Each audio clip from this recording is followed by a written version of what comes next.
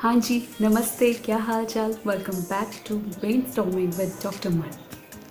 हाँ जी, तो आपने सबने कहीं ना कहीं ये सुना तो होगा कि हेल्थ इज़ वेल्थ।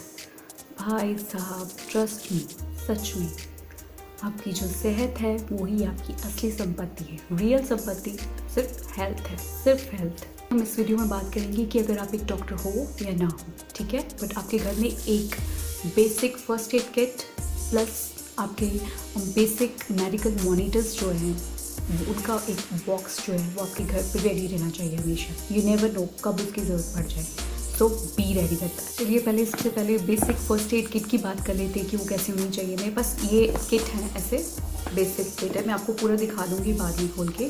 ऐसा आपके पास एक बैग होना चाहिए, वो हमेशा रेडी रहना चाहिए। You can also use it while travelling. है आपका मेडिकल मॉनिटर्स, जो भी सारे मॉनिटर्स होते हैं वो ऐसे किसी डब्बे में कैरी कर सकते हैं। तो मैंने ऐसे एक बॉक्स लिया है और उसमें मैंने कैरी किया। पहले हम बात करेंगे फर्स्ट एड किट के बारे में, उसके बाद हम बात करेंगे अपने मॉनिटर्स पे। तो ये देखिए, ये एक बेसिक फर्स्ट एड जो किट होती है वो है आपकी, ऐसे दिखती है कुछ। जैसे कि मैं इसमें दो कंपार्टमेंट्स है, कि ये वाला है और एक नीचे वाला है, ठीक है। इसको हम दो में डिवाइड करेंगे। पहले मैं आपको थिंग्स के बारे में बताऊंगी, जो फर्स्ट एड थिंग्स होती हैं, और उसके बाद मैं आपको मेडिसिन के बारे में बताऊंगी। चलिए फर्स्ट एड थिंग्स पहले डिस्कस कर लेते हैं। ये आपको सारा सामान जो भी है आपको अपने ओवर द काउंटर फार्मासिस्ट के पास सारा सामान मिल जाएगा, ठीक है। आप अपने अकॉर्डिंग उसको ले सकते हैं। मैं यहाँ पे किसी ब्रांड का नेम नहीं ले रही हूँ ड्यू टू कॉपीराइट इश्यूज, ठीक है। तो स्टार्ट करते हैं। ये है कुछ प्लास्टर्स हैं ऐसे डिफरेंट शेप्स एंड साइजेस के, ये आप रख सकते हैं, ठीक है। उसके बाद ड्रेसिंग्स आती हैं ऐसे कॉटन पैड्स और पेयर ऑफ सिजर्स आप रख सकते हैं उसमें, ठीक है। उसके बाद आपके पास आता है ये क्रीप बैंडेजेस है, क्रीप रोल बैंडेजेस इसको बोलते हैं। ये जॉइंट पेन वगैरह में इसको बांधने में बहुत आराम मिलता है। ये आपके पास आती है एक स्प्रे, कोई भी आपकी पेन रिलीफ स्प्रे है, ये आप इसे यूज़ कर सकते हैं। उसके बाद आपके पास एंटीसेप्टिक लिक्विड तो ज़रूरी होना चाहिए, ठीक है, किसी ब्रांड का आप ले सकते हैं। उसके बाद आ जाता है ये आपके पास है, इसको हम बोलते हैं कैप्सिकम प्लास्टर्स। ये ना आपकी पेन रिलीफ में बहुत मदद करेगा। लाइक जो पेशेंट्स हैं, आर्थराइटिस के पेशेंट्स होते हैं, उनको बहुत जॉइंट पेन होता है, ठीक है। तो आप इसको काट कर अपने उस हिस्से पे लगा सकते हैं। यहाँ पे आपको बहुत दर्द हो रहा है, स्वेलिंग हो रही है, ठीक है। ये बहुत सारी चीज़ों में आपकी मदद कर देता है। ये आपके पास होनी चाहिए। ये पेन रिलीफ जेल्स हैं, कोई भी ले सकते हैं, किसी भी कंपनी भी ले सकते हैं।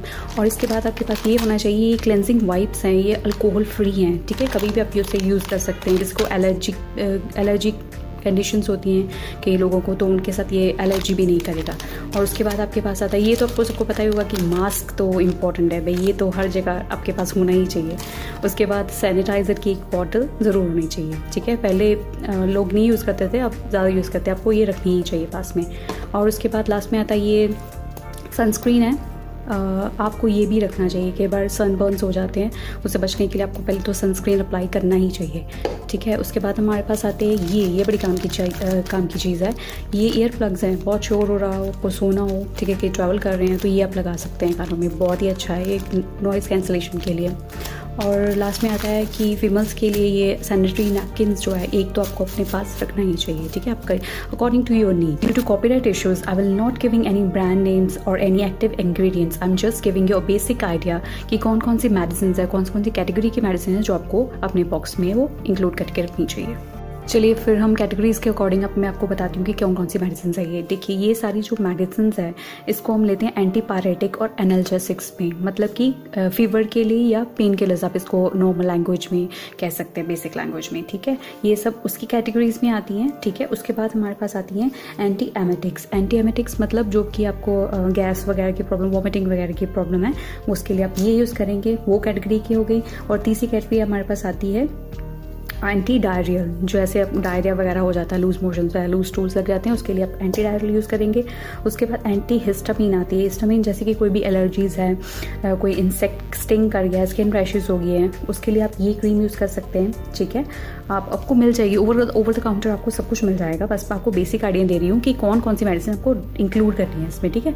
और एक स्पेशल मेंशन है, ये है स्पैज़मोनिल, मैं इसका नाम ले लेती हूँ। ये है स्पैज़मोनिल, इसको इस मेडिसिन का नाम है। और ये हमारी फीमेल्स के लिए है जो कि पेनफुल मेंस्ट्रुएशन से गुजरती हैं, उनके लिए ये है स्पैज़म। चलिए नेक्स्ट बात कर लेते हैं। ये है एक एंटी फंगल क्रीम, इसका नाम है लोबेट GM और ये बहुत ही अच्छी क्रीम है, एक एंटी फंगल क्रीम है। जैसे कि ये इंटीमेट एरियाज़ के लिए है, कोई फंगल इन्फेक्शन हो जाती है, मेल्स और फीमेल दोनों के लिए यूज़ कर सकते हैं। फेस के लिए बिल्कुल भी नहीं है ये, ठीक है। और नेक्स्ट है ये आपके पास सिल्वर नाइट्रेट क्रीम, ये बर्न्स वगैरह के लिए, कोई भी कॉन्स हो जाता है, पैरों में हो जाते हैं कई बार, ठीक है, पोस्ट सर्जिकल वुंड्स हो जाते हैं, कई बार स्टिचेस लगे होते हैं, वो उतारते हैं तो उसके बाद आपको उसको अप्लाई कर सकते हैं। फेस के लिए बिल्कुल भी नहीं है। और नेक्स्ट क्रीम है ये बोरोलिन, ये बहुत ही पुरानी है, बहुत ही पुरानी है, एंटीसेप्टिक ये क्रीम है, आयुर्वेदिक क्रीम है, मेरी नानी यूज़ करती थी, बहुत ही अच्छी क्रीम, आप इसका यूज़ कर सकते हैं। हाँ जी, उसके बाद आ जाता है फिर कफ सिरप आपको खांसी जुकाम हो जाता है के बाद, तो शुगर फ्री लें, डायबिटिक पेशेंट के ध्यान रखें ज़रूर। और उसके बाद आता है नेज़ल स्प्रे, सर्दियों में तो नाक वगैरह बंद हो जाता है, उसके लिए आप ये नेज़ल स्प्रे यूज़ कर सकते हैं, ठीक है। उसके बाद आता है ईयर ड्रॉप्स, डॉक्टर से कंसल्ट करके ईयर ड्रॉप्स, अच्छे से ईयर ड्रॉप्स लें। कई बार कान में वैक्स हो जाती है, बहुत ज़्यादा हार्डन हो जाती है, साफ़ नहीं हो पाते कान, तो एक ईयर ड्रॉप्स भी ज़रूर रखें। उसके बाद आ जाता है आपके पास लैक्सेवेटिव्स, ये लैक्सेवेटिव्स होते हैं, ठीक है, ये लैक्सेवेटिव्स हैं जबकि हैवी कॉन्स्टिपेशन हो जाता है तो आप ये यूज़ कर सकते हैं। मैं रोज़ जो है यूज़ करने को रिकमेंड बिल्कुल भी नहीं करूँगी, ये मेडिसिन कोई भी आप रोज़ नहीं ले सकते, ये फर्स्ट एड मेडिसिन हैं, ये तभी लेंगे जब आपको बहुत ही ज़्यादा ज़रूरत हो, ठीक है, वरना आप अपने डॉक्टर के पास जाइए और अच्छे से अपना इलाज करवाइए पहले तो, ठीक है। और उसके बाद आ जाता है आपके पास एंटासिड्स हो जाते हैं, मेरे पास अभी नहीं है वो, आप अपने हार्टबर्न वगैरह के लिए वो यूज़ कर सकते हैं। उसके बाद आपके पास आता है ORS, ये ओरल डिहाइड्रेशन सोल्यूशन है, ये कई बार डिहाइड्रेशन होती है, गर्मियों में हो जाती है तो आप ये उसको पी सकते हैं। तो कई बार आपको सप्लीमेंट्स की ज़रूरत होती है, आप सप्लीमेंट्स भी ले सकते हैं। पहले आप अपनी डॉक्टर को हिस्ट्री बताएंगे, उसके बाद आप डॉक्टर से ही आपको वो सप्लीमेंट्स जो है वो मिलेंगे, ठीक है। उसके बाद क्या एक स्पेशल मेंशन है कि कोई भी पेशेंट होता है, जैसे शुगर का पेशेंट है, ब्लड प्रेशर का पेशेंट है, उस केस में कई बार शुगर बढ़ भी जाता है, कई बार शुगर लो भी हो जाता है, ब्लड प्रेशर बढ़ भी जाता है, लो भी हो जाता है, तो इस केस में आप अपने पास हैंडी एक शुगर और एक सॉल्ट ऐसे किसी भी डब्बे में रख लें, पैकेट में रख लें, जिसमें शुगर एंड सॉल्ट आप मस्ट रखें अपने फर्स्ट एड में, बिल्कुल रखें। ये नई चीज़ है मुझे पता है, बड़ी आप बिल्कुल रखें। और या फिर आप एक कॉफ़ी का एक सैशे ले लें, वो रख लें, ठीक है। In case of low BP आप उसको दे सकते हैं, ठीक है, फटाफट इमीडिएट आप उसकी हेल्प कर सकते हैं, ठीक है। चलिए अब स्टार्ट करते हैं अपने बेसिक मॉनिटर्स के बारे में, ठीक है, जो मॉनिटर्स आप रखेंगे अपने पास, ठीक है, उसको खोलते हैं तो देखते हैं क्या क्या है। ये सबसे पहला है, इसको हम अपने साइंटिफिक टर्म में आप इसको बोल सकते हैं स्फिग्नोमैनोमीटर, बट नॉर्मल में आप इसको बोल सकते हैं कि BP मशीन है, BP मॉनिटर है एक तरह का, ठीक है। ये BP का मॉनिटर है, ये आपके सारे जो लेवल्स हैं उसको रिकॉर्ड कर सकता है, ठीक है। पल्स है इसमें, डायस्टोलिक सिस्टोलिक सारा कुछ है इसमें, स्टार्ट स्टॉप है, सब कुछ है। और ये इधर बैटरीज ऑपरेटेड है पूरा, इसके साथ कोई कफ मिलता है, ठीक है, कफ मिलता है, इसको आप बांध सकते हैं आराम से वेलक्रो टेप से, और ये आपकी रीडिंग्स जो है वो ले सकता है। ब्लड प्रेशर लो और हाई में आप इसको यूज़ कर सकते हैं, घर पे ये हमेशा रहना चाहिए। आप इसको यूज़ करने के लिए आपकी स्क्रीन पर आपको नॉर्मल वैल्यूज़ और ये चार्ट मिल रहा होगा इसका पूरा, तो आप उसको देख के अपनी नॉर्मल वैल्यू याद कर सकते हैं, ठीक है, देख सकते हैं, नोट कर डाउन कर सकते हैं। और इसके साथ एक कार्ड भी होता है, कार्ड में आप क्या कर सकते हैं कि अपने किसी का भी आपको चेक करना है तो आप उसमें फिल कर सकते हैं कि कब कब उनका ब्लड प्रेशर कितना था, ठीक है। इससे आपको एक आइडिया आ जाता है कि कितना वो ठीक हुए हैं, कितना उनको हॉस्पिटल जाने की ज़रूरत है। इस बात कर लेते हैं अपनी ग्लूकोमीटर की, जिसको आप बोलते हैं शुगर मशीन भी बोलते हैं। ये आपकी शुगर मशीन है, ये भी बैटरी ऑपरेटेड है, ठीक है।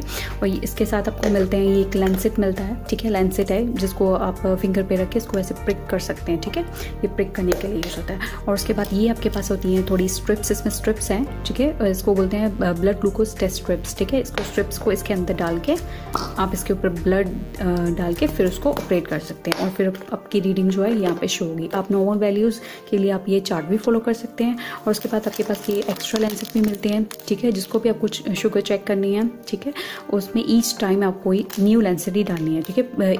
एक पेशेंट के ऊपर आप अपनी वाली लेंसेट जो है वो यूज़ नहीं कर सकते, ठीक है, बिल्कुल क्लीन करके आपको ये सारा प्रोसेस करना है। और हमेशा अल्कोहल या फिर आप सैनिटाइजर यूज़ कर सकते हैं अपने फिंगर को पहले क्लीन करने के लिए। चलिए नेक्स्ट डिवाइस देख लेते हैं, ये है आपका थर्मोमीटर। ये दोनों ही थर्मोमीटर्स हैं, बट ये क्या है, ये आपका डिजिटल है और ये आपका सिंपल वन है, ठीक है।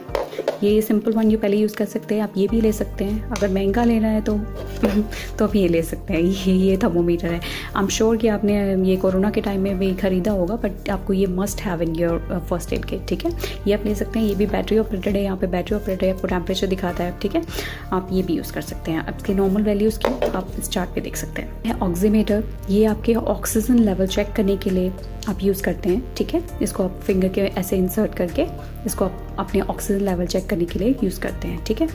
और इसकी नॉर्मल वैल्यूज़ एंड सारी वैल्यूज़ आपको चार्ट में दिखाई होंगी, आप उसको देख कर यूज़ कर सकते हैं। और आप इसके साथ ही अपने ये लूज़ बैटरीज जो हैं वो आपके पास ज़रूर रखें, क्योंकि हाँ जी, तो लास्ट में एक स्पेशल मेंशन है जिसके लिए मैंने ये वीडियो बनाई है, वो है हार्ट अटैक के लिए, ठीक है। आजकल बहुत सारे हार्ट अटैक हो रहे हैं, लोग मर रहे हैं ऐसे।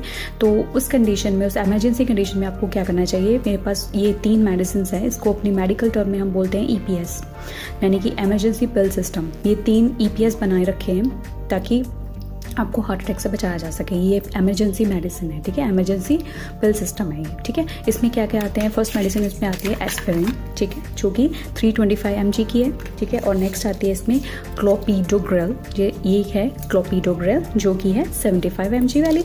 और तीसरी आपके बात आती है एटोरवेस्टेटिन, ठीक है, ये होती है आपके पास 80 mg की, ठीक है।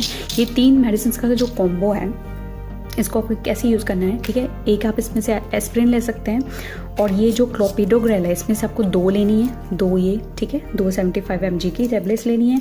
और ये लास्ट वाली जो है एटोरवेस्टेटिन, इसमें से सिर्फ आपको 1 लेनी है, ठीक है।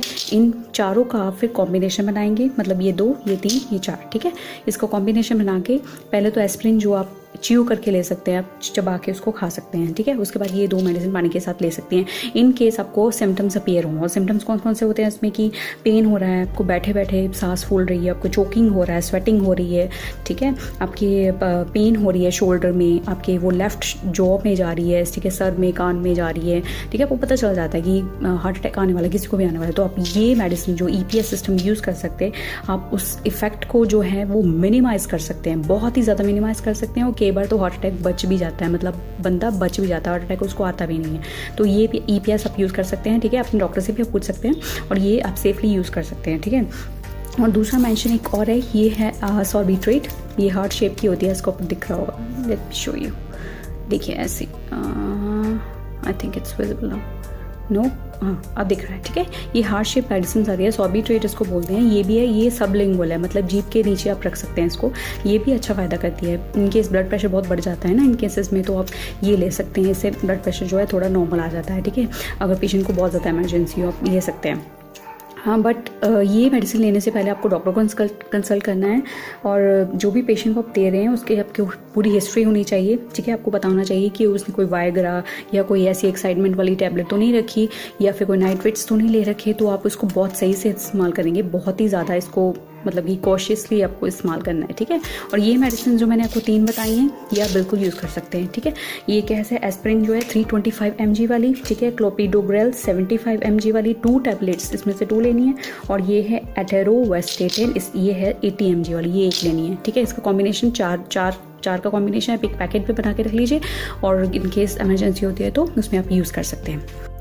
और लास्ट में ये ज़रूर बताइए कि वीडियो कैसी लगी, आपको अगर इन्फॉर्मेटिव लगी हो तो please like, share, comment, subscribe सब कुछ कर दीजिए, जो भी आपको आता है कर दीजिए। देन टेक केयर एंड जय हिंद। मिलते हैं फिर जल्दी अपनी नेक्स्ट वीडियो में, तब तक तो चलते हैं फिर मिलते हैं, कहाँ मिलते हैं, I don't know।